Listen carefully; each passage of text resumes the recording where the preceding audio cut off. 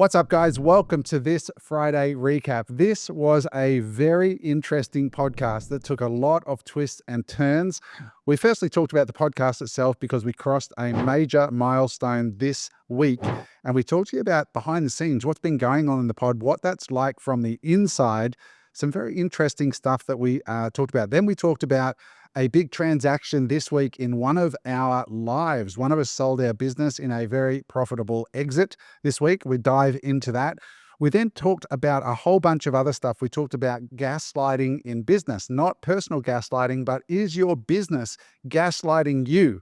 That was a really interesting discussion. We also dove into, at the end, some stuff around the advancement of China, the developments in small countries that should be getting the attention of everybody. Countries like El Salvador and what they're doing with volcanic Bitcoin mining, their recent discovery of a massive gold reserve. And we also talked about TikTok live shopping and a whole bunch of other stuff. So it's a really interesting pod. Stick around to the end, guys. I promise you, the last 10, 15 minutes of this pod came out of nowhere and was fantastic. So with that said, guys, I'll see you on the other side. Thanks for watching. What's up, guys? Welcome to this Friday recap. We are back with a full panel here today. We have Eric Machado, Mark Paola, and of course, James Denham here in the house. And you will notice behind us the big golden balloons. Now, I don't know if they're fully in shot, but it is a 5000. What does it mean, Eric? It's not out of age. It's not my age. It's not the price of Bitcoin. And it's not your IQ. We, over the weekend, have just hit 5,000 YouTube subscribers, which is a big milestone for us. Obviously, 12 months ago, we started with a big fat 0. And over the weekend, we cracked the 5,000 mark. And it doesn't sound like a lot, right? Because we're used to these big numbers on Instagram and TikTok with people with millions of followers. But in the world of YouTube and long form content, we're ecstatic with that result. And it's building up momentum and growing quicker and quicker now every day. Yeah, big thank you to all of you guys for watching the show, for telling your friends. And all we ask is, keep giving us the feedback, keep sharing the pod. And it is picking up steam at the moment, especially since Eric's content's been going viral, little social media superstar. What about you, Matt? How are you? Mark, what's going on? Yeah, not much, mate. I was rapt to see the 5,000 come through, but the interesting thing has been how the momentum is starting to increase day after day, week after week. It's 10 more, then 20 more, then 30 more, then 50 more. Exponentially growth. So it's great the way it's growing. And not only the subs, we had 2 accolades this week. Sorry to bore you guys with That's interesting. us at the start, but it is a milestone, and we started from 0. But we broke the top 20 Apple podcasts in Entrepreneurship worldwide for the first time, which is great. And we're in the top 10% of Spotify business video podcasts in the world. So, which is really cool. So those are great milestones from the Gold Coast. When I was scanning through the Apple pod ranks, there's like Alex Hormozi and Tim Ferriss, and like we're sort of ahead of like some really big names like Andy Frisella and others like that. So it's really my question is, where do I submit the invoice? Yeah, fucking still been gratis for the now. But I'm starting to get a bit fucking light in the pocket. So well, I think we made like $300 in AdSense last week. So they're crushing. Yeah, we did the podcast. Well, Adam did the podcast, the Bitcoin one, last week, and literally our YouTube manager is sending us updates. He was sending me updates. Go, bro, we just hit $150. We just hit 200. We're gonna crack $300. YouTube's paying us. So it's pretty cool. But when you start, of course, I'm a data guy. So as soon as he starts telling me some of these figures, I then go back and watch my kids, and they're watching YouTube, and I'm like, so that they're getting like, there's these 3 sisters, and it's like 68 million views, 72 million views, and then I just work back 72 million divided by times. I'm like, man, these guys are making millions and millions of dollars on YouTube. Just the AdSense. There's a Bob Dylan song, "Don't Criticize What You Can't Understand," and it's like, for so long we've heard that wasting time on TikTok or just playing around on YouTube. These guys are making bank. Yeah, big money. So yeah, it's exciting for our podcast, mate. And I think 2025 is going to be a very big year for Unemployable. We have a few irons in the fire, which is going to excite a lot of people, and it'll be good. Obviously, Adam won't be here full time, but it'll be good to get him chiming in maybe once a month or so from Cyprus, and talk about what Unemployable abroad is all. We got to do that, and question to the audience as well. Would you love to see us from different places in the world, just talking about what we're doing and stuff? Like, I really enjoy the All In podcast because they're always zooming in from somewhere different in the world, but just kind of seeing, Love a comment. getting on about their lives. Yeah. Didn't like someone sent in one of our chats, someone from Uganda or somewhere crazy in Africa, tuning in saying thanks for the content. It's like, I think it was Ethiopia. yeah, that's Ethiopia. It's like, wow. My favorite 2 comments for the week I'm going to share with you. Number one was, we had a guy on Kale, right? So Kale's from New Zealand, and he has a kicking tea business. And as in, like when you put footy on the ground and you put it on the plastic kicking tee, and you kick, it's turned into like a $2 million a year business, something. And he talked about how he had a hard childhood. And then underneath the video, his mum posted and said, "Kale, this is your mum. It wasn't that bad." And I was like, every entrepreneur has a mum or a dad watching the show. And so, Kale, we feel you, brother. Respect, you know what it's like. And That was amazing. that was funny. And the second best comment was when I did the Bitcoin interview with Peter Dunworth. Someone made a comment saying, "We know where the host is spending all his Bitcoin millions, on hair transplants in Turkey plus fake teeth." Say it's already spent. I said, "Brother, you're half right, just not Turkey." Look, all I can say is it takes one to know one, right? You can only start picking hair transplants when you've had one yourself. Oh my God. I love you guys in the comments. It's awesome. You just keep smelling your own farts. We love it. There was few They're sitting in their mum's basement on a wank stained mattress criticizing us. there was a few comments on the podcast. So what's name is it? Carry on. Sorry, the nappy Sam went removed. There was a few comments on the podcast before the Friday before, when we were talking about Bitcoin, and someone gets on and says, "Oh, Bitcoin's got no value," and then there's all these people like attacking him. And then there's another guy, and he's like, "Oh, yeah, you guys spent a whole hour talking about Bitcoin, but you didn't even speak about gold." And it's like, well, if you look at a chart of gold versus Bitcoin since Bitcoin was implemented, gold's down 99 point something %. So TradingView just rounds it down to 100%. And there wasn't your comment that said, yeah, and Henry Ford, there were horses before Henry Ford came along as well. It's like, fucking pony up. What was your reply? Wasn't it like your mom made a mistake having you or something? Something. Swallowed you. Oh, well, the actual response was, he says, "You've invested all your money in haircuts and fake teeth." And I said, "And your mum should have invested in a condom." It was something along those lines. And I'm like, Yeah, but when we say drop a comment, just be fucking careful because they all get read and slaughtered. man. God, I shouldn't. Ricky Gervais says I should respond. Did it. But anyway, so where are we going to kick this week up? Let's kick it off with win of the week. Eric Machado, first big exit this week. We can't talk about the metrics too much. Yeah, we can't talk about the business or the metrics too much. We can release more in the future, but it's a reminder of playing the long game, and it's a reminder of making sure that you get involved in businesses. And Adam said this a long time ago, and it's always stuck with me. You need to get paid 3 ways in business: one for the risk, one for your time, and one for the equity. And I got paid all 3 on this one, and so did my business partners. And it's just so great to see the journey that we had. And then, sitting down on the Friday when it was all done, having drinks, and it's a bit of a surreal moment, especially in business. You get peaks and troughs in businesses, and in this style of business, there was times where literally phone calls were made where I was like, man, what are we going to do? Like, how are we going to get out of this? And then years go by, and then all of a sudden you have a large exit, and everybody gets rewarded. And it makes me realize the money along the way is amazing. The dividends are amazing. But when you actually get that check at the end, it all kind of makes it worth it.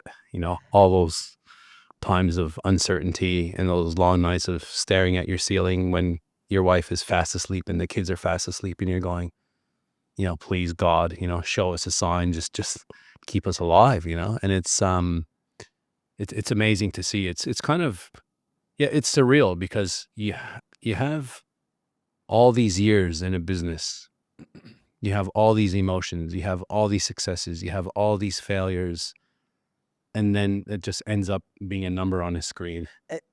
It's like it's kind of odd. Not a bad number though. Not a bad number, Yeah. right? Not a bad number at all, but that's all it ends up being. And then the first thing I think about is going, okay, I now need to place this money, right?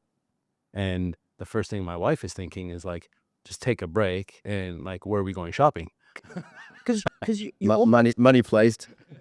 you almost see it like, I don't know about you, but like I've never ever calculated what I think my business value is worth in my net wealth. So it kind of feels like all of a sudden, if someone went and paid me X amount for my business, that would all of a sudden be this bonus, because I maybe never necessarily set it up to sell it, set it up to make money along the way. And then you sell it and you get this big lump sum or windfall at the end, and you're like, Jesus, like, Yeah. a lot of people say that, your first business should be to sell to fund your next businesses and whatnot. And maybe sometimes people take a little bit too long to sell their first business. I'm just, very grateful that I've been able to partner in with amazing people.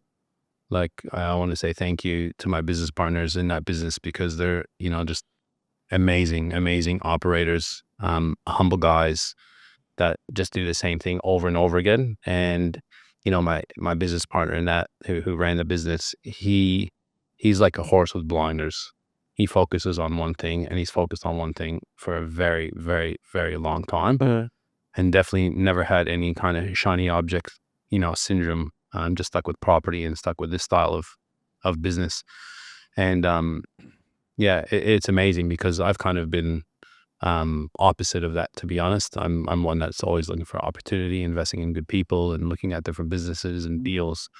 And for it to get to this point, it's exciting. And now we're talking about what does the future hold. And I think what's going to happen is after this break and we come back in the new year, there'll be a bit of a new lease on life, going, wow, so I've got time now, I've got cash now. And some of the things that can be done with that moving forward in the future is going to be very, very interesting and exciting. So, yeah. Congrats, Miss.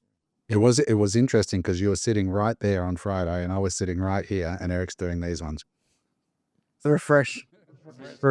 And then I was on a call, and then I just seen him do this, the motor drops, and then he goes and had to go to the room because I was on a call to call his partners, and they had a little cheer. But there's that moment after that, right? Isn't there? And I remember talking to you leading into the transaction settling, and you were like, I said, how are you feeling? And Eric said, well, it's kind of like it's split because I'm getting such a good return on my initial, just from dividends, up from my initial investment. It's like those dividends are going to go away, and the ROI on what I put in and all these years later is just going to be very, very hard to beat, which speaks to the growth of that asset. And then you're presented with a new problem, so you're going to have to pay some tax, but then like 2 days later he's going, dude, about this project. There he's talked about the next deal with the business guy and what they're going to do, and it's going to be incredible what some of the stuff they're planning. But it is a weird feeling, isn't it? At the moment, I had the same thing in LA. There's this huge crescendo to the moment when are they going to pay? Is the money actually going to hit the bank account? Is it going to happen?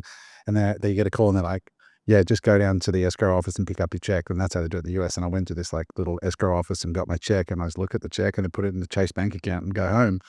And then it's like, oh, that's over and it's done. And it doesn't really have much of a feeling. Yeah, You just see that's the odd thing. Like the feeling, you get excited, you see it there, but it just ends up being numbers on a screen. Yeah. And then you start thinking to yourself, okay, I got to do more with this, right? Which it's life-changing money. But at the same time, it's like, again, when you have the entrepreneurial fucking disease that we have, whatever you want to call it, it's just like, what's the next thing? What's the next thing? So I'm just grateful to be in the position that I'm in. And I'm really, really leaning into, and we talked this about this off camera, Mark.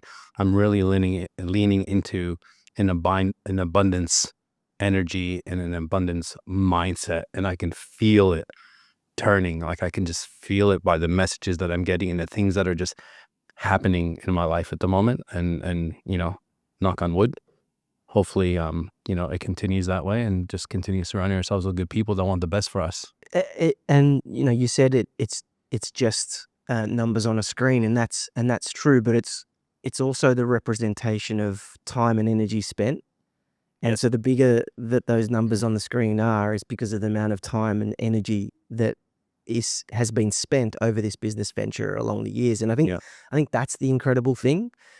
As an entrepreneur, you really have to go into every venture thinking there's a chance this is not going to work. Otherwise, you're way too crazy. Yeah. You have to think there's a chance that everything you do is going to potentially fail. And then when you've put all that time and energy into something and then you get that number on the screen, that's a proof in the pudding that you spent time and energy well. And I think, we got to think as entrepreneurs long term, right? A lot of people think way too short term and the instant wins. This is a business that's been going on for many, many, many years, right? So it's not this overnight success. How many years, Eric, just to give people context? 10 years? About 15 in total. 15 years. Yeah. So, but like people will see it as an overnight success. And this is why I posted something this week about the podcast. And I think it was maybe the 5,000 subs, or it was a post about someone, really enjoying the pod. I'm like, this is the reason why we're doing this. And then people in the future will see it as an overnight success. But I remember celebrating our 500 subscribers, and I called a mate of mine. And when we hit 5,000, he was like, bro, remember when you're excited about 500? And then we'll go 10,000, we'll go 20, and then people will see it as an overnight success. And then all of a sudden we will be getting, YouTube ads revenue in future, and things will just happen. But let me tell you, I calculated the other day, we've done more than 104 podcasts this year because we've banked some.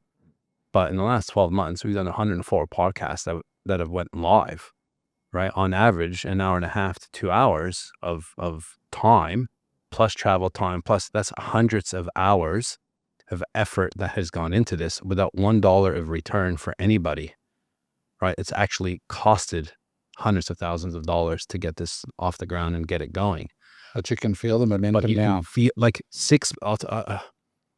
3 months in, you're excited as shit, right? You're excited. Yes, we got a podcast. Look at this studio. The dip. 6 months in, you're going, oh, fuck, this is hard work. What do you mean we only got 500 subscribers? What do you Like, mean I only got 200 views? What do you mean people don't know who we are? Like, look what we built. Look what we're doing. And then 12 months later, now for me, I can really, really see the light at the end of the tunnel. But majority of people that will start podcasts will get excited. Most people don't and they get will one. 10, yeah. And And then then 2, then 10, Right. that just drops. and then they will stop. There was some ridiculous figure with the amount of people that opened Seller Central accounts. So yeah, it's like Someone- only 2% of people go live on Amazon. Stephen Bartlett said that to us, that most people quit before 10 pods. Yeah. Most people do 2 and quit, and then a very small very small get past 10. But just in the last week, like in 10 days from now, in this studio from America, we have a very big American business influencer. We're not going to announce who it is, but this is a guy with a 7-figure following online. He's going to be actually here in the studio coming to be interviewed. And this morning's pod was, it's not out yet, but when it comes out, they're putting us into another of the biggest business influencers in the space in the US, who's regularly on all the major TV networks and so on. Yeah. So we're now starting to feel that building, and we've got inquiry coming from corporate sponsors. Things that I had a meeting last week with a multi-billion-dollar business interested in sponsoring the pod. So there's a lot of things starting to build, but the price of admission is a year of eating shit, and it's going to be at least a year. I still think, I say to Eric all the time, at the end of next year, I think we're really going to start to hit our strides, but it takes that time. That's not just the podcast that most people see, like an hour a week or 2 hours a week. It's all the reels, it's all the other social content that gets put around it, and that's where the work is. And it's a lot of people in the background, right? Like for those of you guys that tune in, most of the time you see our four faces, right? Or some, guests that we have to fill in when people are away. But there's a handful of people in behind the scenes that are doing a lot of stuff with us and having Unemployable in the wheelhouse and have this business and this podcast run. So we just come and show up and show our faces and talk a bit of shit about business and, our journeys and the rest of it. But the reality is there's people, and their livelihoods in the background that help us, provide this value to the world, really. So Shout out to Perry, Jansen, Jerome. yeah. All of the team at Richard, the team at 7X to come in and assist from time to time. So Yeah. Another great news story of the week was, I love this, on your socials. You parked the G-Wagon somewhere and you came back from your dinner or your lunch or something, and there's a note stuck in the windshield. Yeah. And it wasn't like, well, I won't leave that alone. Type of notes you normally get in your windshield, but this note, tell us about this note. Wasn't a parking fine. It's funny. So That's the other one, but sure. yeah, went out for dinner with a couple mates, and we're like, all right, let's have a night and go to the casino, because obviously sold the business on, and it's settled. So I'm like, fucking, I'm feeling lucky. But we're going to the casino. We're going to the casino Friday night. Fucking lost, didn't win $1. Anyways, we're walking back to the car. It's about midnight, and we pull up into the car and we start driving off. And he's like, hold on, pull over. And it's this little note flapping on the windshield wipers. And I'm like, I got a ticket. I'm like, great. Not only did I go, I'm like, I got a ticket. And it wasn't. And it was a note. And the note was basically along the lines of, hey, mate, just wanted to reach out. Obviously, you have a very, very good taste in cars, and you must be a successful dude and well connected. And I thought I'd reach out. I'm a young father, just moved here from Melbourne with a young family and looking for work. Haven't really found anything I've enjoyed. If you want, reach out if you can, with a name and a mobile number.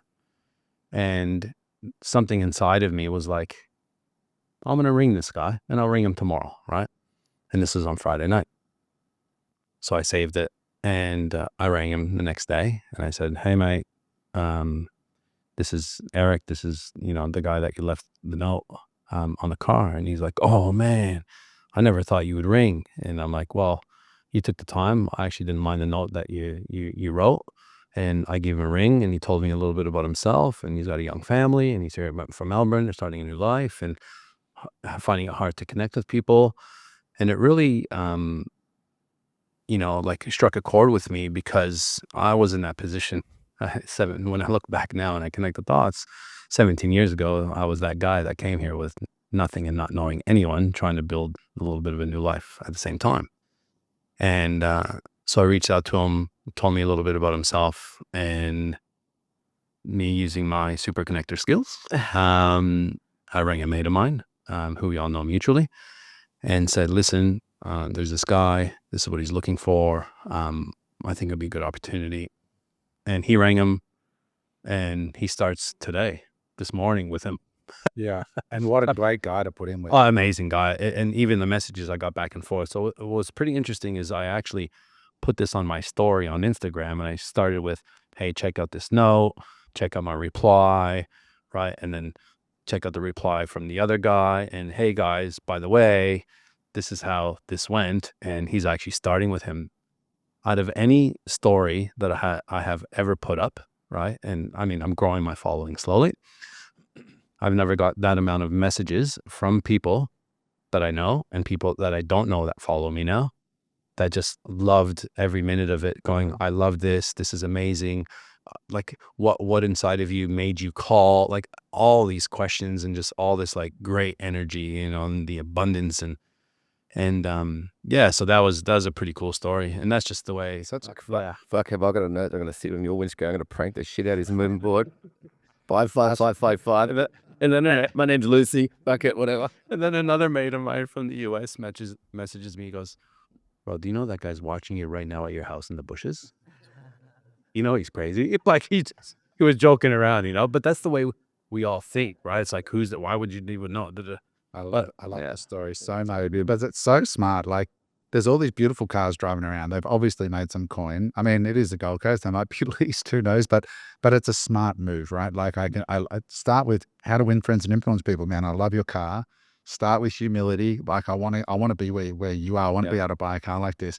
I reckon the odds are better than 50-50. I agree The 110%. person is at least going to give you a call and say, mate, if you let's learn to write the right note, they're going to call you, right? Yeah. Like, Have you seen that guy that he's built like a massive YouTube following, and all he does is basically wait for rich people to get out of their expensive cars. As he says, "Oh, how did you make your money?" Yeah. And they sit and they give him 5-10 minutes, and they give him like the hot take on how they made their money. I put that one in our chat. There was the one guy who did the same thing. He was at the private airport, and this guy just said, "You know what? Fucking jump on. I'm doing a business deal. I'm going from Austin to Boston, literally." And he sat there and gave him all the time in the world. the oil trader, right? Yeah, he was a nuclear trader, and then and for the a nuclear scientist or for the Navy, got out of that and then started trading energy, and they're billionaire by 50 and wants to change the whole sector, and like it's a bit more purposeful than that. But he took the guy on a flight on his jet there and back, and just unleashed it and just told him everything about where he's going, what he's doing, what to do for. I'm a big believer that we all need to help each other more. Yeah. And work together. Like, to me, there's no such thing. Like, there is competition, but at the same time, I'm in the mindset of there's enough for everybody, right? Like, we have a podcast, right? Yeah. We're not going to be number one, right? And I'm okay with that. And what I'm saying in the world, we might be number one. Who knows what can happen? But to me, there's enough ears and there's enough eyeballs for everybody to get their fair share. We have business coaching, right? We offer, I feel, like a very good business coaching program that will keep improving year after year after year. There's other companies that offer business coaching and they're doing a great job as well. There's enough for everybody. But for me, just stick to your lane, right? Be who you are, and what we are and what I am. We're real, we're raw, and we're authentic. And that's what people are loving. That was what was cool is Spotify put out their rap thing, right? Like it shows you your year rap, like what you watched. And we had all these screenshots sent to us of their most listened to podcasts. And we were at the top of heaps of people's lists. Now, as a percentage, we're not the top, but to some people, we're the number one pod. And it's great to know that like you said, everybody, there's a pot for every. And just seeing who we were sitting next to, who else they were listening to. It's like names that everyone kind of knows and loves. And we're like, wow, there's people are actually spending their time listening to us alongside these names that are like, you know, further down the track of doing this kind of thing. The other thing as well is I think everyone is just one person or one community away from completely changing their fucking lives. Yeah. And, you know, I've had so many people kind of call me up and say things like, oh, you know, since, you know, family members, since you left Melbourne, haven't had that person there to give me a pep talk. It's like you realize how accessible that is these days. You just got to tune into the right person on Instagram or the right podcast, and you are like a minute away from meeting them in their networks. But you know what's amazing too, just having like a good influence and inspiring people. You know, I have friends now, good friends, you know, that we've been talking about finance and they've been listening to the pod and they've been listening about Bitcoin and property and doing different things. And, you know, I get a message going, hey, you know, I talked to the missus, we definitely want to have a chat with you and see how we could set up a self-managed superannuation fund so we could start investing in diversifying in different things and take control of the money ourselves rather than just relying on some fund that's going to be sending me a yearly report on, yeah, you've made 6% and we've taken 3% in fees, rather than that going, hey, and they have enough in their superannuation to have a self-managed fund. So just little things like that. That's the reason why I personally love doing this, because that one change can change their future. Well, I had that exactly that. I had somebody reach out, Aussies living overseas, saying, how are you able to live overseas and still have your self-managed super fund? Because I'm going overseas, how are you managing that? And their accountant said, it's non-compliant, you can't do it if you live overseas. Right. And 2 seconds, boom, boom, boom, problem solved for them. So that's why we do this stuff, to help people. And they just hit me up on the DMs. We two people I know this week, one a follower on Instagram and one a friend, and I don't think the friend did it because he was watching the podcast, but the guy on the follower on Instagram hit me up and basically said, hey, I'm a chippy in Byron Bay. I've thought that it's been pretty unfair that, you know, all these people are coming in and buying the housing of where I grew up and I can't afford. He goes, I thought it'd been a pretty unfair. He goes, but I've been watching the podcast. I've been listening to you guys saying, rent where you want to live and invest where you can afford to buy. And I just letting you know, I just bought my first place in the Northern Rivers. And I'm like, mate, well done. Congratulations. I'm like, being a chippy, I'm sure you probably bought something with a bit of potential to add value. And he's like, yep, absolutely. He's like, I'm going to get on with it and make things happen. And it's like a mate in Melbourne just did the same thing, being priced out of the property market, priced out. Now he just found a place in Chadstone, which is a really good location in Melbourne. Got to rip a deal. He's going to rent it out, give it a little bit of a cosmetic lift. He's going to rent it out. Then later he's going to go back in and use his skills to renovate it. He's like, man, I'm in. And that's the start of completely shifting your life. That's the power of it. That's so great. I love that. When you text us in the group chat, that it was a great thing to hear. And that's the power of actually taking action and listening, accessing your super and taking charge and doing these things. And these messages are coming every day now.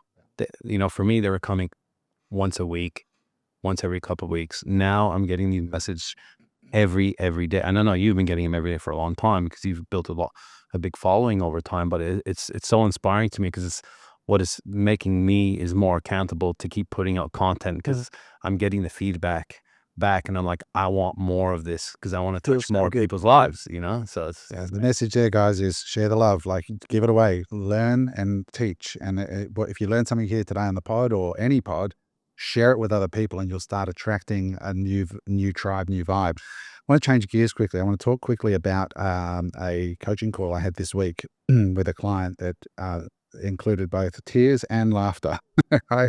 So this client's an awesome person, but they've been doing it tough, right, in their business a lot and for a long time. And I said to them, and I like your feedback, and I think the audience get a lot out of this. I said to them, I think your business is gaslighting you. And she was like, what do you think? And I said, think of a business like a relationship, right? I think you're dating a fucking psycho. She was laughing and she goes, you know what? Could be right. And I said, seriously, that's not normal behavior when you do this amount of work and effort and you get so little back. She goes, oh my God, this is like being in a bad relationship. I said, yeah, it is. I know you're talking about. She texted me last night. Did she? She said, yeah, it was a pretty profound call. So yeah, I said, your business is gaslighting you. And I said, it's not normal behavior. Sometimes you need a mate to come along and say, you know how that chick's treating you? That shit ain't normal. Yeah. That bitch is crazy. Or girlfriend, same with the guy, right? That fucking asshole is crazy. He's a dickhead and you need to move on, right? Businesses are the same. Like in business, there's she's been doing all the work and really like a lot of things that look good on the outside, right? Again, like people, it looks good on the outside. She goes, but I'm just not making the bottom line profits. And then we just basically went through the business and I said, look, there's a lot of good here and there's a few things that are bad. And 90% of your problems are coming from 4 or 5 bad things that if we can just solve those 4 or 5 bad things and restructure.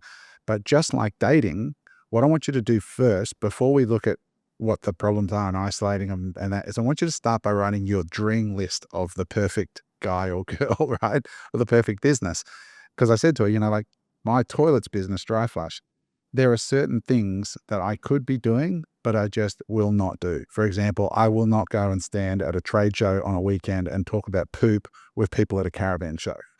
Just not going to do it. Why not?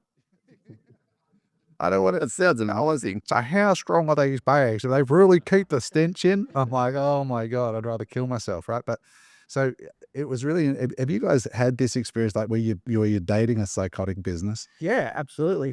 On Amazon. This person's on Amazon, right? Yeah. She goes, I did the math and like, because she's not just on Amazon, but she said in that business, I worked out the other day that 70% of my turnover is going to Jeff Bezos. So I'm only getting 30% of my actual gross sales at Amazon turn up back to me as a check. 100 grand a month in sales, 30 grand because of excessive storage fees and some debt products. And that's when things go well.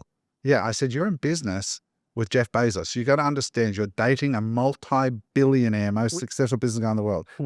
Hey guys, I hope you are enjoying this podcast. I just wanted to let you know that we are going to be opening Unemployable Coaching 2025 in mid-January. This is going to be a really exciting program next year.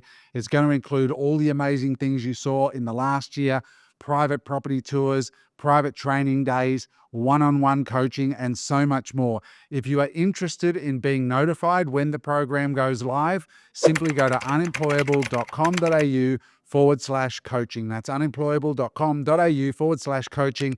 Put in your information, we'll let you know. With that said, let's get back to the pod. Yeah, we've just set up a second Amazon brand, and we've like poured blood, sweat, and tears, and you know, I've had a business partner in it, so it's not just been me, it's been like both of us, and we're just not getting the results. And it's like there's not much more that we could do to make it better on Amazon. The playing field has just changed. It is now a psychotic relationship because Jeff doesn't care about us anymore, right? It never did. Well, now he's making enough money from the ad sales that He cares about the customer, Mark. He Yes, cares about yeah, the customer that's getting right. the lowest price. He That's right. doesn't give a single shit about sellers. yeah, he that's right. But I think there was a perception that when he went from just books to bringing on other sellers, that hey, he's giving everyone this opportunity. But Yeah, you know, now to Got a bait and switch sort of. yeah, to counter this, he was then- creating a marketplace. Correct. I then had a coaching call yesterday with another Amazon seller, right? This guy is a professional sports coach, and he was down to his last $3,000. He bought my Amazon course back in the day. I didn't even know this story until like yesterday. And this guy has a passion for tennis. That's what he does. And so 4 years ago, he started a table tennis bat business, selling table tennis bats. And he created a unique design that's visually differentiated, and he did a design patent, exactly what I taught in the course. He followed it to a T. He was down to his last $3,000. His sister gave him the 30 or 40 grand loan to start. He's now doing 650 grand a year selling table tennis bats and ping pong balls on Amazon at a 20% net margin, right, in his actual pocket afterwards. And I relayed this story going, he's dating a decent Amazon product. And so it's not just Amazon as a global thing. Did you just say he's doing 650,000 a year? Yes. Well, his standards are also much lower than someone who wants to make $10 million a year on Amazon as well. Expectations. Right. Yeah. The expectations, not standards, expectations. And so that's a really important point. Yeah. Well, for him, he was like, I started this 36. It's always been a side hustle. I'm on a tennis court 30 hours a week. And he's protected his property. And now getting in there now is going to be much more difficult than what it was when he came in. So, but he's just stuck at it, and he's got a healthy business relationship going on there. So I just wanted to float this idea of like, to the listeners, that many of you could be getting gaslit by your business, where you are working hard, you've done everything right, and you know what? Some businesses are just bad businesses, just like dating. Some people are undateable. They're complete fuckwits, and you shouldn't give them any of your time. Same with business. And when we're in those relationships with people who are doing that to us, it's generally because we're either not what's the word? Self-worth. We don't have enough self-esteem or enough self-confidence, or we don't have enough self-worth to basically turn around and say, you know what, I'm not going to put up with this anymore. But also, Mark, we're full of self-improvement books. Yeah, Which can be a problem, right? There's the conflict. These self-improvement books teach us, be positive, be positive. I don't know if you've ever seen that movie American Beauty with Kevin Spacey, where the wife is like a tinderbox about to explode. Like every day she's a real estate agent, she gets to the car and she listens to the motivational tapes. You've got to be confident. You can just tell this woman is about to fucking kill someone. That's 90% of small business leaders, right? And these personal development tapes and books are awesome, but they can also fuck us up if we're not aware that being positive sometimes isn't going to fix a psychotic partner. It's so true. And often the emotion of all that, we get caught up in the emotion of all that. And if it doesn't work, then maybe I'm no good or something like this. Like we just had our planning days for our first Amazon brand, and we're doing all right. Margin has come down significantly because we've made a couple of mistakes, but we're still doing a decent revenue for Amazon. And we've basically said, okay, well, we could continue letting margin compression eat away at us, right? Or we can try something else, see if we can grow this business off of Amazon. And so we've basically set a plan between now and Mother's Day in May to have a crack at TikTok selling, TikTok stores, TikTok selling. But for the first time in a long time, I don't feel emotional about whether that succeeds or fails. I'm not emotionally attached to it. If it doesn't succeed, I'm going to walk away, downsize the business, get it ready to sell. I'm going to do something and walk away and then have a look and see why it didn't work and where could I be spending my time. But previously I wouldn't have done that because I've like, I've got to make this work. I've got to make it succeed, even if it's killing you. I think like we had a coaching call last night, which was an unreal one, right? James was on it as well. It was supposed to be an hour. Next thing you know, it was 2 hours, and it was a lot of people on the call. And one of my business partners was on the call, and this question, I asked a question like about starting a business, passion versus, just finding a product, toilet seats that make a shit ton of margin and makes you money. Like, which one would you be going towards? And he's like, what I would be going towards is your mission needs to be deep enough, right? And the problem needs to be big enough that you want to solve it. So if you look at MX as an example, right? There's a big saying that we have called ride more, right? And it's all about making riding safer and more accessible, and for people to ride more, to actually grow the category, right? And then the reason why is when people are riding, they're happy. They're in their happy place. They're not thinking about anything else other than that. And everyone else needs to buy into that vision. It can't just be you. And I feel like, and same thing with Fight HQ as an example, right? Changing people's lives through martial arts. And I think a lot of people start businesses straight away just for the money aspect of it. And I feel, and I've done that many times in the past, right? And I'm dealing with a business right now. That's why it started. And it's not deep enough to go, is it worth keeping going on this business? And you look at it and it's very easy to give up or just go, it's just a too hard basket. And I think what people do is they get into business too quick. They don't think enough about what they actually want to do, because moving forward, there's going to be such difficult times in business, like those lonely nights where you're looking in the ceiling when everyone's quietly asleep and you're in your head going, what the fuck have I done? This is just easier just to give this up. Whereas I think that's going to happen regardless. Every business you're going to be going through that. But if it's a business that you're so committed and you're passionate about solving that problem, I think, to me, you'll hold on longer or than a business that you're just going to go, oh, fuck, this isn't meant to be. Like, why am I going and selling this type of product? And I know, James, you've been in businesses probably that you've had the same kind of headspace around. Oh, for sure. And there's some when you just go, I've done everything I possibly can do, passion or no passion, this thing's a fucking lemon, I'm out. Yeah. And you just got to know how to yank it as well. Yeah. I don't know. I want to push back on this a second. I don't know whether, it's great talking about, a vision and a passion, but do you really believe that the guys right at the start did it for that reason? Or do you think they saw a gap in the market and thought there's no online? Yeah. So there was a gap. So basically it was solved. The problem that was solved, right, was it was hard to get gear, right? So it was hard to access gear to go riding. It was hard to go riding at that time. It still is harder to go riding because there's less and less tracks. But there was a gap in the market. It was just not because, again, like Jake said, he wasn't a professional motocross. He enjoyed bikes, but he wasn't an ex-professional rider, as an example, that came in and, wanted to go and take over the scene.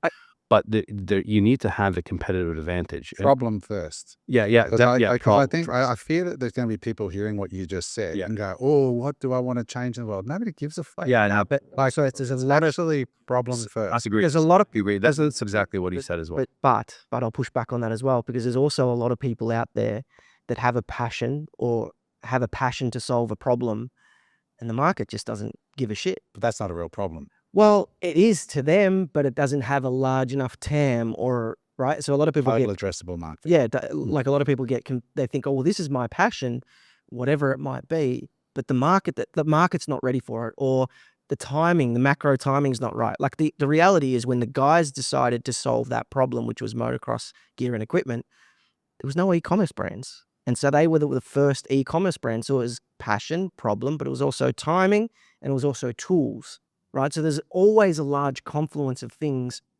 that determines whether a business will be successful or not. Why am I saying that? Well, because you said earlier, people sometimes don't think about it enough. My Amazon business was like the 4th or the 5th or the 6th business that I tried, and I'd failed along the way from 18 to 31. I was trying, but sometimes you just don't have the confluence of all those things. And so I think there's a lot of things that go into it. There's definitely things that need to align in business, and I think timing and luck goes a long fucking way. Like this is something that I know people that are so successful in business that probably have half the brain that I have, right, and a quarter of the brain like that somebody like Adam has, as an example, you know, and it's a real thing. Being at the right place at the right time Totally. is 110% a real thing, but the persistence and the perseverance that you have to have, right, and the discipline to show up and put in those hours. Like Jake said something yesterday going, people think working 14 hours a day is good. He goes, I used to think that way as well. He goes, it's fucking so inefficient. So can I, right? You're thinking you're being efficient, but you're not being efficient. can I ask you a question? Do you think that the bigger driver, bigger than the problem that you're solving, is the entrepreneur or the business owner's desire to improve their life or to improve themselves? That almost that's more important sometimes? I think one of the most important things, right, in life in general and in business, and he mentioned it yesterday multiple times, is belief. You need to believe.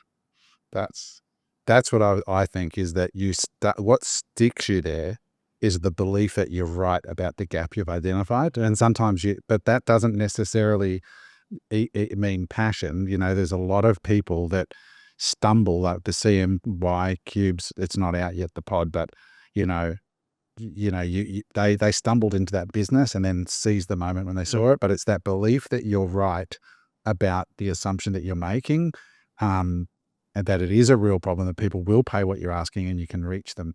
I just think I resonate with that a lot. As you guys know, I've been doing a lot of investing, a lot of trading, and I resonate with that, right? Like I feel like I can see things that are unfolding and that I'm going to be right on those things. And that's what gives me the passion. Look at Uber, look at Airbnb. You know, like when I first heard about Uber and that normal people were going to drive their cars and pick you up, I laughed out loud, but I'm not going to fucking use it out where some rando turns up in a 5-year-old Camry and I'm going to jump in the back seat with them. How wrong was I? When was the last time you caught a cab? Exactly. Airbnb, like what? You're going to stay in somebody's spare room in their house, right? They were right. I was wrong.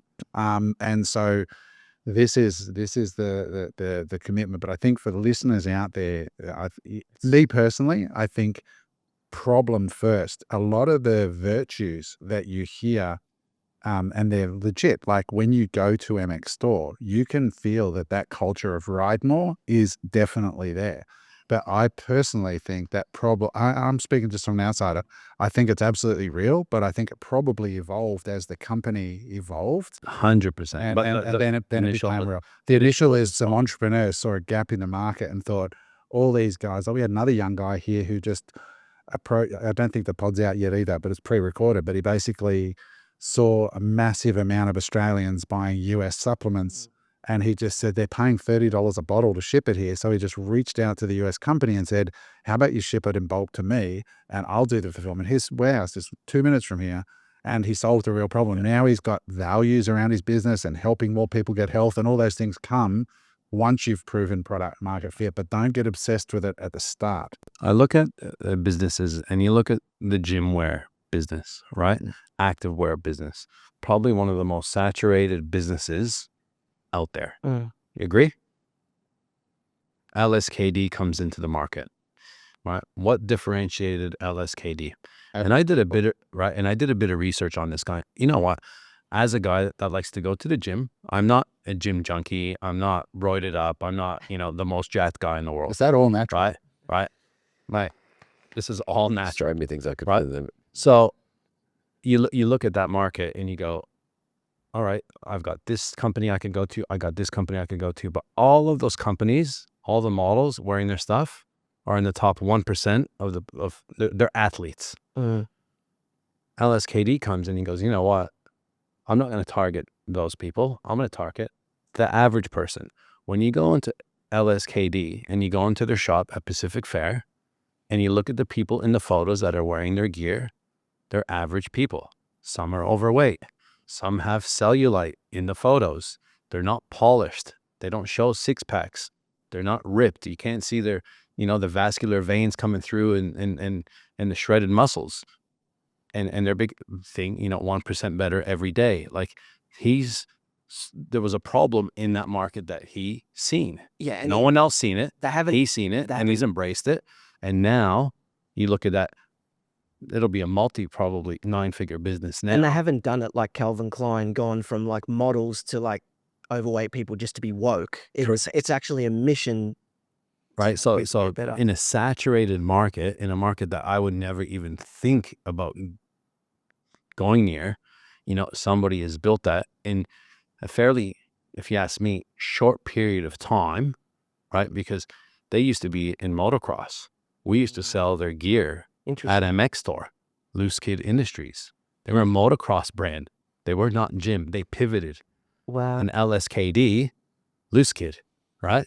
People don't know that though. These young generation won't know that, but that's the story behind that. But Interesting. I was so surprised because at that time I'm like, what do you mean they're pivoting into gym wear? I'm like, what a mistake. Look now. So there you have That's a huge point and huge discussion topic, like around the belief and it's sometimes taking time to hone in that belief and going through the struggle. But I'm a big believer in what you said. It starts definitely with a problem, but you got to believe in it I enough. mean, it's like you with the dry flush. That was just by default that came along. You were building caravans, went, fucking, I need a toilet that doesn't have that run on gas and burn shit. And it was like, But you listen to the market. for sure, there's a problem in that, but sometimes it's not what you first intentionally go out to find. It's a gifts come in strange wrapping, is one way to put it. Yeah, you just got to be open and problem first mindset. And where I think where you get that deep belief from is actual talking to people, market But research. is it really a problem? Like at the end of the day, there was so many companies out there selling activewear. We didn't need another company to sell activewear. It's not like they came and solved a problem that hadn't been solved. They just reimagined the way they communicated it. Well, they thought that the problem there was that there wasn't any activewear marketing to normal everyday people, and their timing on that was prescient. That's a perception. That's a perception, right? Because there is activewear for everyday people. Yeah. It just no one was telling the story the way they did. So sometimes it's not even problem; it's creativity in telling a story. That's a brand. It's a gap in branding. But that's right. It's a lot of this stuff. It's in hindsight. You look back and solve it. But I think for the listeners who are out there, start problem first and observe: is there real world problems? And if there is, then go and get as much data. Talk to real people. We see it time and again where people come on the pod, and they've, like we have coming up the co-founder of Zero, right? The recording's been done. It's not out yet, but he talked about spotting a real problem in the market from what MyOb was offering and others. So problem first. And then also the other point there about gaslighting, guys, do understand that every one of us here has dated psychopathic businesses and we've had good people around us, our entrepreneurial mates who said, don't worry, mate, she was a psycho or he was a psycho. And that's really important to have your mates in business that can say, hey, it's just a business. There's plenty of fish in the sea. You know what I mean? Literally kind of story. It's not you, it was them, move on. And sometimes you need mates that will say, hey, that was a really dumb idea. It was you. Yeah. But just have a bit of a sense of humor about it. And relationships and people is a great way to think about businesses that you date.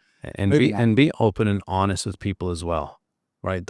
If they got a shit idea, tell them they have a shit idea and that is your opinion and that is okay. Don't look them in the eye. And this is what I always say to any of my mates. If I'm talking to you and I got a snot in my nose, you tell me, okay? Just don't keep staring at it. You tell me. Same thing.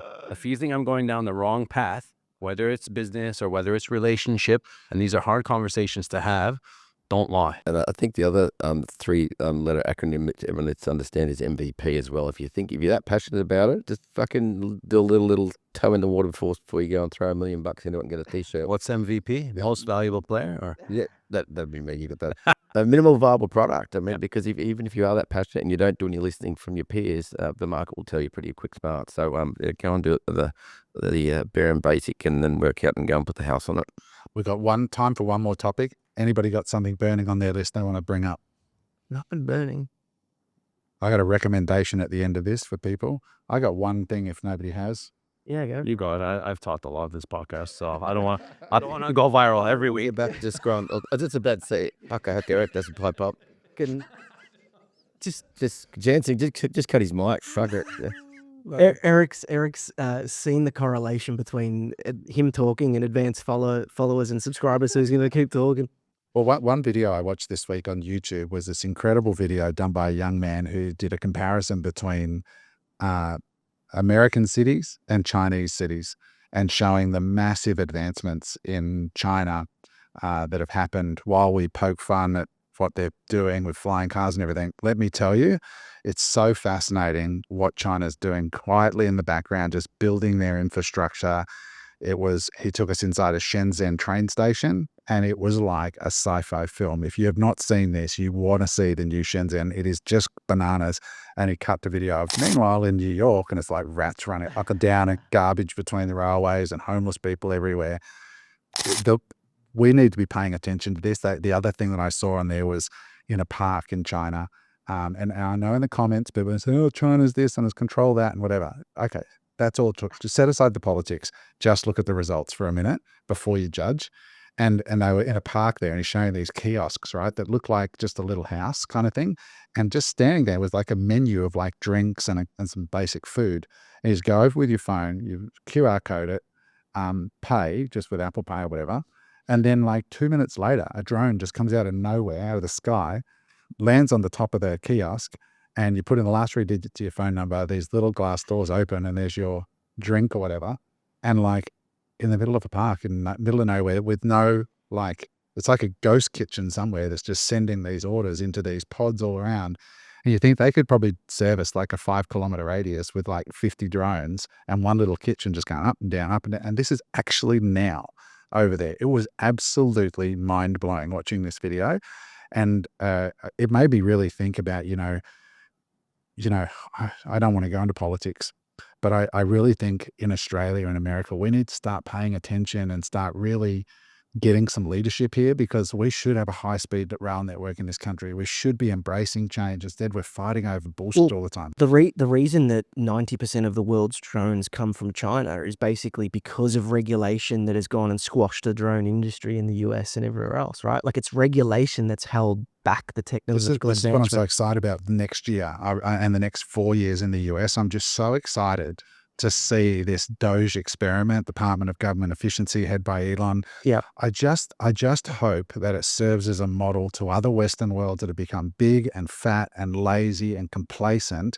Like when Elon said, it takes me longer to get an approval to launch my rocket than it does to build the rocket. So Like, that's amazing. And I just hope that the world is watching and we get that kind of leadership. the world is definitely watching, and I would go as far to say, and I've been doing a lot of research on this at the moment, that the whole divide between left and the right is about to change, and it's been flipped on its head. And now the debate that you're going to see for the next 4 years, even next 8 years into 2032, is going to be accelerationists versus people who want to keep things the way they are. It's going to I be agree. the people out there that want to advance technology, cut out regulation, and get these new technologies and things moving, versus the people that want to restrain and keep things back.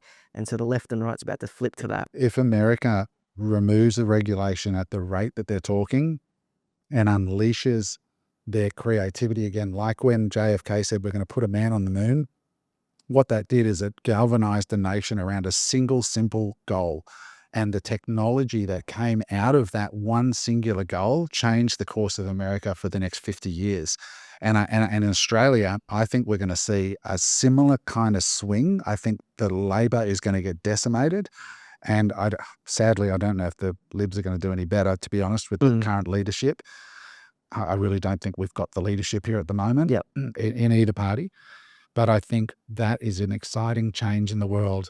That is just... Well, there's going to be two types of countries. It's going to be a K-shaped world, and there's going to be the countries that accelerate technology, like even El Salvador, accelerating technology, the adoption of Bitcoin, and there's going to be the countries that stay the same and they get left behind, especially when we go into a multipolar world where the globalization breaks down and countries become more independent. You're really going to have to accelerate technology to stay ahead. Otherwise, your GDP is going to go down. And I encourage all of our listeners to start paying attention to these types of videos on YouTube. What's happening in China? What's happening in El Salvador is an amazing story. Next year, when I change my life and I'm more mobile, I've got a whole bunch of places and experiences I want to go to. I call it business tourism. So I want to go to El Salvador, see El Salvador's building a Bitcoin city. Just today, they announced they've discovered, I think it's $3 trillion of actual gold in the ground. The El Salvador president, Bukele's like in his 30s. What's happening in these places is amazing. They're looking at selling bonds in El Salvador for their volcanoes. So they've got heaps of volcanoes, and they've been mining Bitcoin using the heat under the volcanoes to spin turbines to produce Bitcoin. The first one's produced $35 million worth of Bitcoin for the country's treasury. It's a fascinating experiment, and you're going to see this shift of tiny little nation states that are embracing technology and liberating and empowering their people. But when we start to see the likes of the United States take on this time to dismantle, time to disrupt, time to innovate, I'm so excited about the next 4 years. And for not just for America, but for all countries, and for humans coming back from this wokeism to this embracing of it's time to change, it's time to innovate. And you know, a cautionary point as well. People, there's some theories and some point of views out there that, you know, we've basically got the next 5 or 6 years to kind of take advantage of everything that we see now, because after that, the amount of growth, the rate of growth and the technological advancement, it's impossible to predict what the world is going to look like from 2032 onwards. And we might be even post-economic at that point. Yeah. Elon got up in the morning and spoke at a conference in the Middle East, and it was hosted by Peter Diamandis, who wrote the book Abundance. And Peter was the host. Elon was up at like 3 a.m. to join them by teleport. And he said that by, I think it was 2040, there'll be twice as many robots as there are people, because we have a declining birth rate. Robots will be everywhere. And we've got AI, which will be off the charts. We'll have robots that can basically do anything. Connectivity. And then all of a sudden, that debases the entire capitalist system pretty much, because labor's now gone to zero. You can buy a robot, Elon was saying, for I think $20,000 to $30,000 to buy a robot that can walk the dog, clean your house, fix the wall, lay the brick. Like that's a fundamental change in the way the world works in the West. That's $30,000 now too, not in 10 years' time. That like with Tesla, they were $70,000, now they're $60,000, now they're $50,000. That's right, and they'll get cheaper and cheaper and cheaper, and the intelligence will get higher and higher and higher. So all of a sudden, teachers, bricklayers, and everything like that, it's all gone. And I saw a tweet this week that said, if you are not pricing the cost of intelligence at zero within 5 years, you are going to lose. And I had a lot of people text me going, what does that mean? I said, if you're a lawyer right now and you think that the future is that people are going to pay you $2,000 for a contract, you, sir, are in for a rude awakening. Yep. You think that people are going to pay $1,000 for a non-disclosure agreement and all of that business? It's done. Technology is deflationary. It brings down the cost of everything. And, you know, it's sorry, I've lost my trail of thought. You go. We written somewhat of a contract and full-blown terms and conditions for a business, right? And probably about 4 weeks ago, that prior to ChatGPT, 110%, lawyer, $2,000. Happy to pay. Yeah. I spent probably about 4 hours back and forth asking, documenting, putting in ChatGPT, and wrote the whole thing. Mm, It took me 4 hours. Yeah. But the beauty with that, yes, it's taken 4 hours of my time. That's probably worth, more than $2,000 an example. But it'll just get easier and better. But now we have a template for it. So for instance, if we start up another business, copy, paste, change the name, They're already done, 10 minutes. They're already there, like Right. the legal GPTs. Like I showed you, we use Vizsla this morning. It's a video GPT. They've already got that's what I legal mean. So- GPTs out. Just go bang, bang, 2 minutes, you got the document. Yeah. That's Done. what I was going to That's say. $2,000 to the lawyer that I didn't spend. And how many other people will be doing that? That's just And that's on a basic, very, very basic level, right? Like I know James uses ChatGPT on a lot higher level, and he was teaching Mark a few things this morning that I'm looking at going, wow, Yeah, I say this all the time. Like if you're bored or you can't see the opportunity right now, you just ain't curious enough. Like if you're sitting there complaining about the cost of houses and how your boomer parents have so much more than what you have. Yes, okay, all true. All true. Millennials have been fucked. It's all true. The boomers have more than what they had growing up. But they're about to pass on. And we are about to see the biggest transfer of wealth in fucking history, along with the biggest technological change in lifetimes. I couldn't agree more. And I came off the last pod, Mark, and I meant fucking get involved. I meant to point this out before. I had it in my notes for last week to say thank you, because I realized when we talked about millennials, and you brought up the thing about millennials' expectation of income, and I was quite cynical in my response, going, I'm going to invest in depression pills because people are going to have a rude awakening. And you said, no, I'm going to hire them because they're optimistic. And I realized from that pod, I have been a bit pessimistic on that. And thank you for showing me up as the old man. My brain's bumming. No, but seriously, I actually got a lot from it. But the millennials listening, like honestly, the opportunities right now with all of this stuff, is off the charts, and you have the competitive advantage over all the boomers who are very slow with this stuff, very late to this stuff. What's happening with live shopping right now? The next big craze that, like, there's a girl in China that made like $5 million in 1 minute. And she's walking on a treadmill selling stuff live, taking on and off shirts. And like, that's a whole thing. I just saying to the boys before that we're having coffee that Gary Vee is not usually wrong at his predictions, and they must be on CNBC or Squawk Box or whatever, and they had 3 people hammering him. They wouldn't let him breathe, but he like pretty much said, my number one thing is TikTok live shopping. Amazon's got a problem coming. It's going to wipe the floor. So not TikTok shop, TikTok live shopping. It's social shopping direct from TikToker to the purchase. And he believes that Google ads or Google won't even be there in 3 to 4 years. So Gary Vee. He did an hour long. It's his number one pick, and he's never usually fucked up. That's right. So this makes sense now, because I was in Paris, and I actually have a video of it in my phone, and I was going to post it, and I didn't, and I probably should repost it now with this topic. And we were at the Arc de Triomphe, right? Mm-hmm. A lot of people around there, those parks around the crepes and all that. Napoleon. And there was 3 cameras. There was a guy and a girl. They were either Chinese or Korean. And she was literally, they were filming, like it was proper setup, and they were filming her with the Arc de Triomphe behind her with all these different shoes in bags. And she was talking about them and putting them on. And I'm like, what the? Now you know This she was making $5 million a minute. That was live shopping. And so that's what this would have been. It's live shopping, Eric. And if you don't know what it is, start looking at it, because this one chick, I'm not kidding. I think it was $5 million in 1 minute or something. And we've talked about it on the pod. We've got another pod coming out shortly with Raf Hussain, a part 2 with Raf, who's one of Australia's top TikTok minds. And he was talking about why the TikTok algorithm has democratized influence. You got to catch this podcast. What I mean by that is, it's gone are the days of you needing to have any followers to actually make money through these platforms. You just need to be able to make great content. So we don't have time to go right into it. Maybe we'll do a follow-up. I was just going to say one more point. When you really look at what's happening, human behavior hasn't really changed. This comes back to the technological change. If you look at podcasts, long form, like what we're doing now, it's exactly the same as talkback radio when radio first came out. Long form content. If you look at live selling and you go back in the 90s and you look at the home shopping network, it's the same fucking thing. Human nature hasn't changed. It's just the technology that's changing. And that's what changes the world. And also accessible to anyone now as well. Yeah, anyone can do a TikTok live shopping instead of Global Shop Direct. And there's 2 reasons why technology changes the world. 1, is it brings the cost of everything down. Number two, as a follow-on from that, it democratizes the ability to do these things.